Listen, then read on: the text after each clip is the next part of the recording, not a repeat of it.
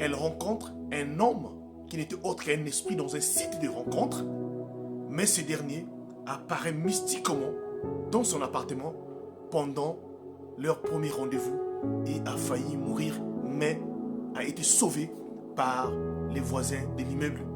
Histoire mystique. Avant toute chose, j'aimerais vous dire des choses.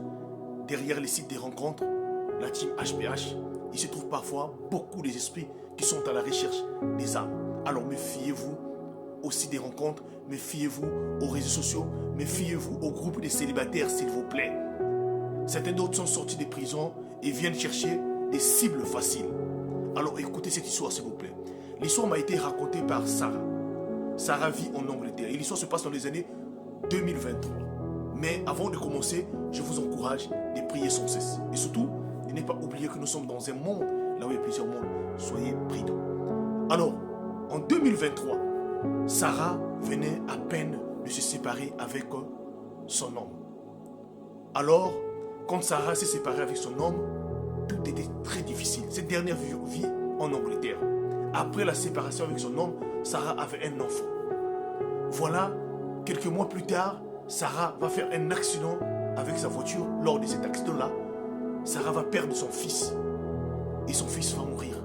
Donc, suite à la séparation et suite aussi au décès de son enfant, Sarah était touchée et était déprimée à cette époque-là. Tout n'allait plus bien. Pendant toutes ces périodes-là, Sarah n'allait plus bien. L'année 2023, pour Sarah, c'était une année vraiment... Elle disait elle-même que non, elle n'avait pas compris qu'est-ce qu'il arrivait.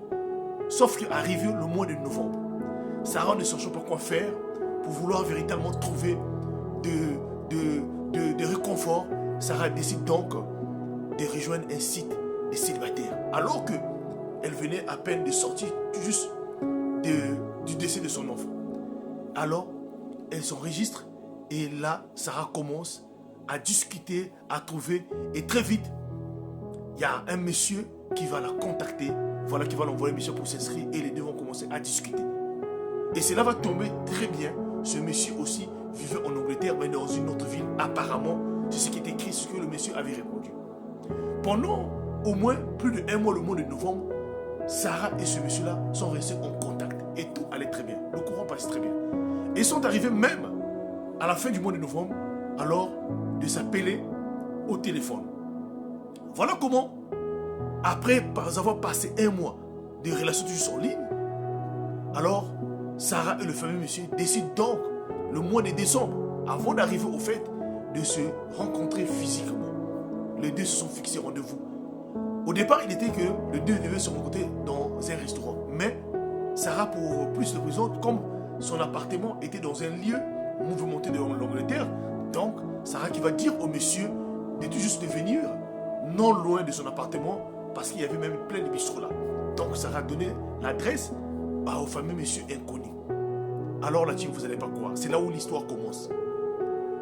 Donc, le jour J, Sarah s'est fait belle.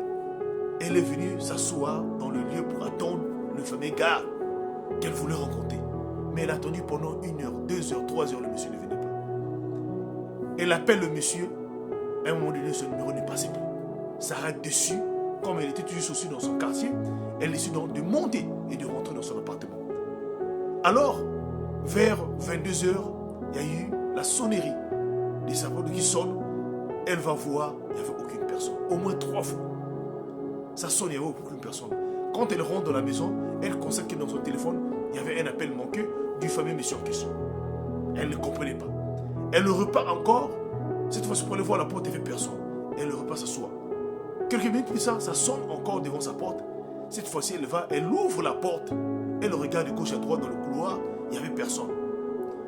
Alors, avant même de rentrer, elle voit une de ses voisines, c'est-à-dire qui faisait sortir de la poubelle. Alors, elle repart encore à l'intérieur de son appartement. Cette fois-ci, quand Sarah vient s'asseoir dans ses fauteuils pour attendre, voilà, pour suivre sa télévision, et subitement, elle entend pour une 5e fois la sonnerie sonner. Elle repart.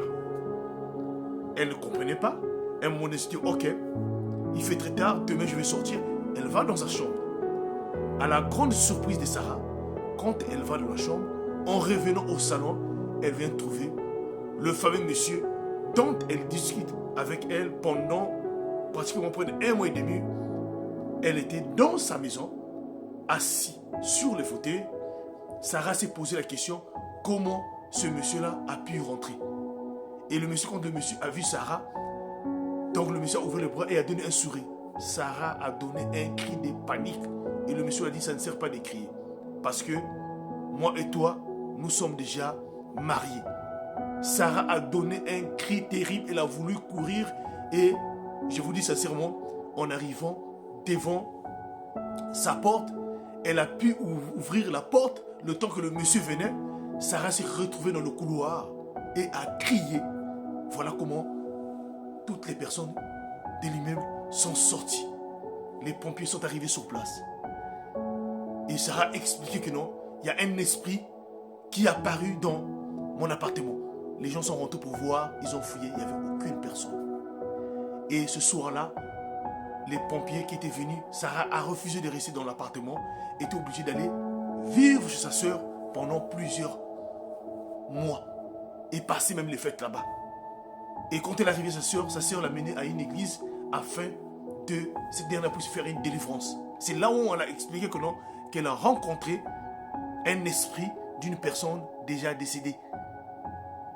Alors, quand elle partage son histoire, elle dit, faites attention. Dans les sites de rencontres, derrière les pages, il y a des gens qui sont à la recherche parfois des personnes, surtout des femmes qui sont en séparation, des femmes qui ont des problèmes. Alors faites attention. Et surtout, priez sans cesse avant chaque relation. Partage-moi cette histoire, que Dieu nous soutienne. C'était HPH, l'homme à plusieurs histoires. Je vous remercie.